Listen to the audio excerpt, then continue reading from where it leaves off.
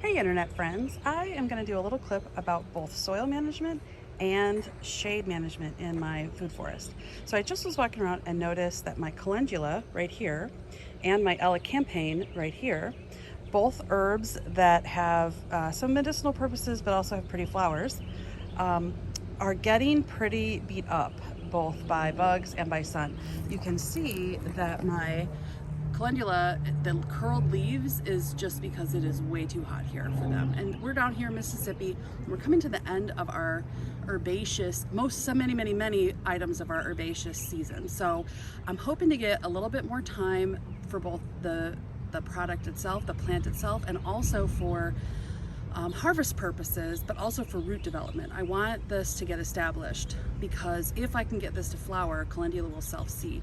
I am not sure about elecampane. This is the first time that I am growing it, so I want to give it the chance if it's a self-seeding annual or if it's a perennial to be able to get established.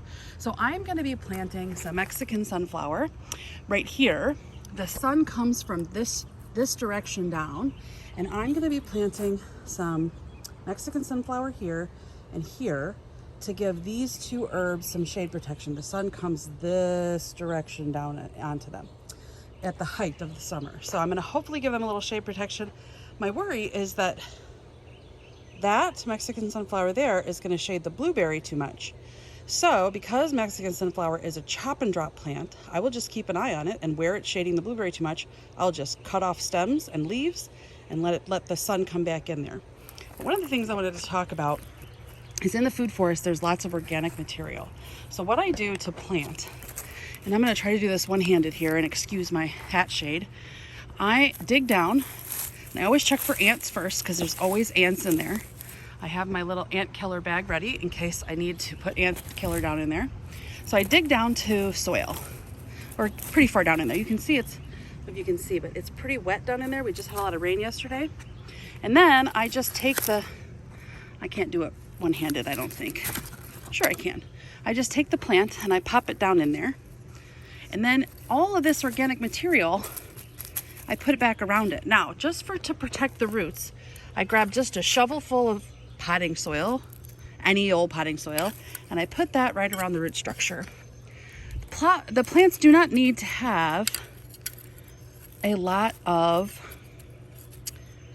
like loomy, perfectly great soil. They will do really well just in the organic material. I only put just a little bit of a scoop of a bought potting soil in there around the edges to protect the initial root growth. Eventually those roots are going to get down far enough and they're going to do their thing. In this organic material, you can see, I don't know if you can see it, but there is quite a bit of organic material there. It's a good 4 or 5 inches tall. And I do that specifically. I got my phone on the ground and then looking up.